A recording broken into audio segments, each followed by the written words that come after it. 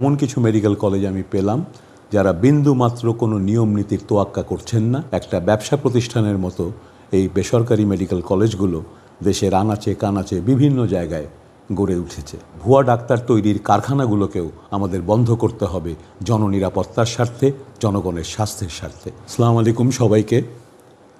আজ 28শে মার্চ শনিবার। এই ছুটির দিনে আমরা অফিসে এসেছি যাতে ভালো করে একটু মন দিয়ে ফাইলগুলো দেখে কাজ করা যায়।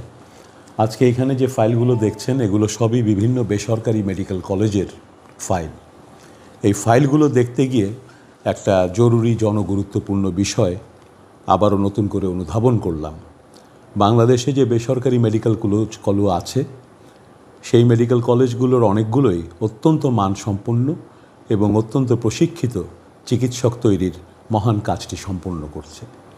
কিন্তু দুঃখজনক হলেও সত্যি, এখানে এমন কিছু মেডিকেল কলেজ আমি পেলাম যারা বিন্দু মাত্র কোনো নিয়ম নীতির তোয়াক্কা করছেন না, যাদের যে মিনিমাম বিষয়গুলো থাকলে একটা মেডিকেল কলেজ সঠিকভাবে পরিচালিত হতে পারে, বছরের পর বছর তাদের বলা সত্ত্বেও তারা সেই বিষয়ে মনোযোগ না দিয়ে একটা ব্যবসা প্রতিষ্ঠানের মতো এই বেসরকারি মেডিকেল কলেজগুলো দেশের আনাচে কানাচে বিভিন্ন জায়গায় গড়ে উঠেছে। এদের মধ্যে এমন মেডিকেল কলেজ আছে যাদের নিজস্ব কোনো জমি নাই, থাকলেও সেই জমির কোনো দলিলপত্র দেখা যাচ্ছে না। তাদের যে স্থায়ী আমানত থাকার কথা সেটাও নাই। এই মেডিকেল কলেজগুলোতে অনেকগুলোতেই বাংলাদেশ মেডিকেল অ্যান্ড ডেন্টাল কাউন্সিলের অনুমোদন নেই, সেখানে হাসপাতাল নেই, সেখানে রুগী নেই। তাহলে যারা ওখানে ভর্তি হচ্ছেন তারা কিভাবে একজন চিকিৎসক হিসেবে সঠিকভাবে গড়ে উঠবেন? এই মেডিকেলগুলো থাকার ফলে যে ছাত্রছাত্রীরা ভর্তি হচ্ছেন তারা প্রতারিত হচ্ছেন, তাদের বাবা মা তাদের স্বপ্ন, তাদের কষ্টার্জিত অর্থ ব্যয় করছেন এবং প্রতারিত হচ্ছেন, এবং শেষ পর্যন্ত জনগণ প্রতারিত হবেন।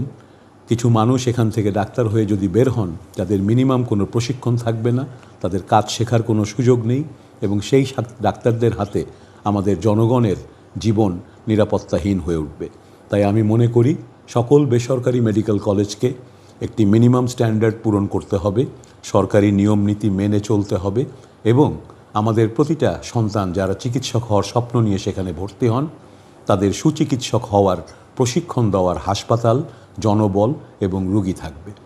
সেটা যদি না হয় তাহলে আজকে আমরা যেমন ভুয়া ডাক্তার, ভুয়া নার্স, ভুয়া ক্লিনিকের উপরে আমরা চেষ্টা করছি সেগুলোকে বন্ধ করার, এই ভুয়া ডাক্তার তৈরির কারখানাগুলোকেও আমাদের বন্ধ করতে হবে জননিরাপত্তার স্বার্থে, জনগণের স্বাস্থ্যের স্বার্থে।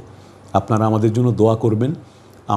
আমাদের এই সরকার নিরলস আমরা কাজ করে যাচ্ছি আবার অনিয়ম থেকে নিয়মের বাংলাদেশ তৈরি করতে এবং মানুষের জন্য সুস্বাস্থ্য তৈরি করতে। আমাদের দরকার আপনাদের সমর্থন, তাহলেই আমরা বিজয়ী হব। ধন্যবাদ সবাইকে।